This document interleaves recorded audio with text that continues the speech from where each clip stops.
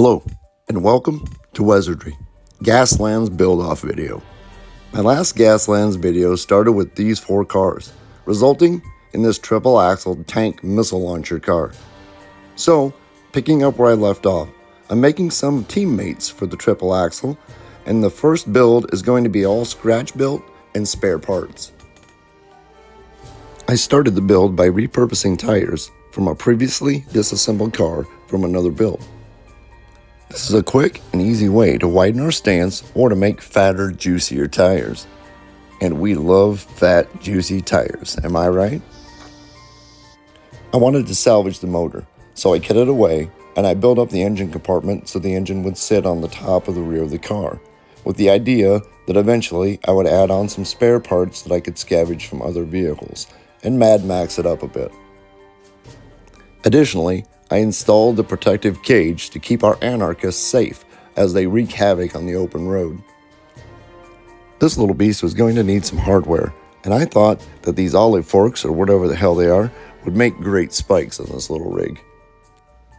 With hardware in place, this vehicle needed firepower, and a pair of cocktail toothpick guns were just the answer.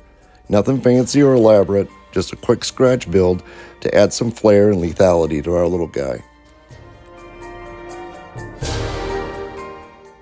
A random bit from the trash heap would serve as the framework for the cocktail 50 cals to mount to.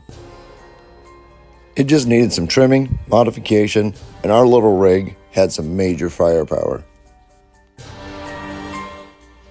Before building the roof turret for the twin 50 cals, I decided our little murder machine needed some loud, outrageous screaming pipes. With the completion of the roof turret for the twin 50 cals, it was time for prime and paint.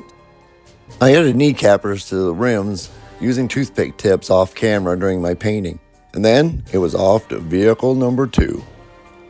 If you've been to Dollar Tree in the United States, then you've probably seen these.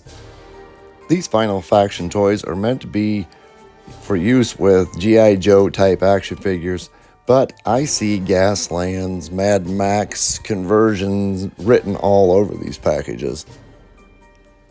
There are all sorts of tidbits, doodads, and whatchamadingers in these blister packs that can be repurposed into all sorts of sci-fi, steampunk, Gaslands, Gamma World, Warhammer 40k, terrain, vehicles, or weapon.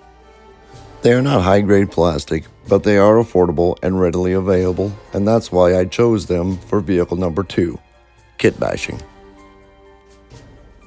The concept of vehicle number 2 is a heavily weaponized semi-tractor tank. And the tank tread footwear in this pack is just what the evil doctor ordered. It took very little conversion to make these things work, and the soft plastic cuts like butter. I made doubly sure before gluing these pieces to roughen the surfaces thoroughly to assure a good bond. I was generous with the super glue as well when joining these pieces. This rig was to have a massive rocket on board, so I had to plan for this and equip it with a suitable launch pad. I was able to use the hydraulic booms from the original version of the truck after a bit of modification. I used foam core and fiberboard to fill in the voids left after attaching the tracks. This also helped with establishing the stance of the vehicle as well. I needed a good way to complete the rear end of the rig so it had a finished look to it, and the helmet served this purpose extremely well. Foam and heavy paper work well as filler. Soak with liquid superglue to turn it plastic-like, and gel to adhere the pieces. With the launch pad base now established, I was then ready to attach the rocket launcher, do some mods for and to the guns to be side-mounted on the cab, and attach the gears for the tank track. As usual, I used a window screen to cage in the cab. These bread clips are not kit bash but rather scratch build, but I needed something on the front of this vehicle that was lethal and that could afford some protection and inflict damage.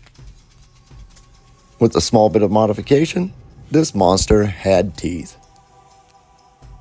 I couldn't just leave the cab of this vehicle open, so it was time for some more body work.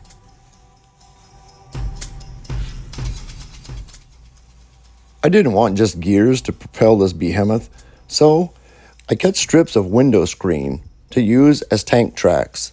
And to make a visual distinction between the tracks and the screen that I had for the cab cage, I wrapped 3 times around the gears.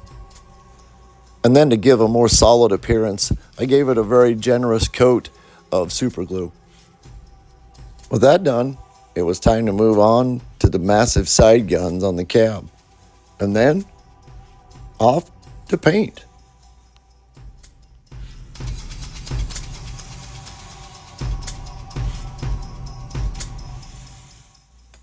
Lastly, we are at the conversion using 3D printed accessories.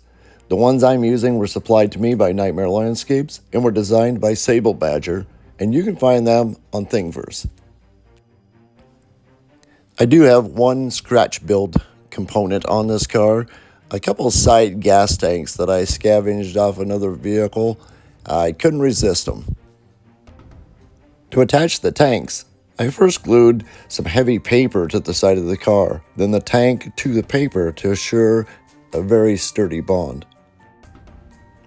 I did the hood scoop in the same way. I used an X-Acto knife to sculpt the paper to the hood scoop, making it a seamless unit. And now it's time to add some weaponry. I had picked out a flamethrower unit and a couple of tanks that I was going to put onto the roof of the car. But there were some modifications to be done before I got these mounted. The sacrificial 3D print that I had used was one that I had accidentally broken, so tearing it apart wasn't as stressful as dismantling a perfect piece.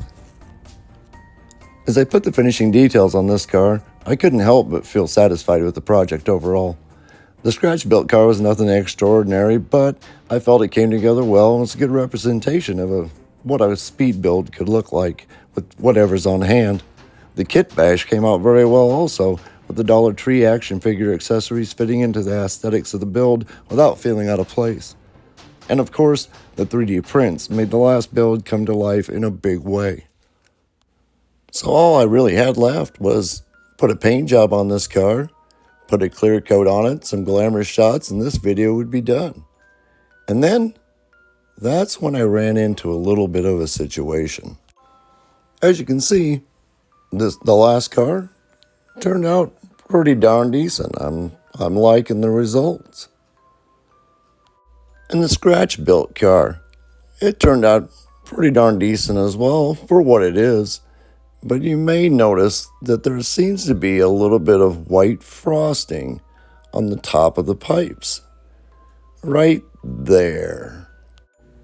And the kit bash tank rig, I'd say it came together really nicely. But when you accidentally grab the primer instead of the clear coat, this is what happens. Yeah, Paul, I did that. And that was my reaction too. And so here they are, for better or for worse. A little extra painting to do, but nothing I can't fix, I guess. You'll see these guys again along with the fourth car. I plan on making a display base for them in an upcoming video. I hope you enjoyed this one. Until the next time, please like, share, subscribe. Find a little time in your hobby to make some magic happen. I'm Wes, and this is Wizardry.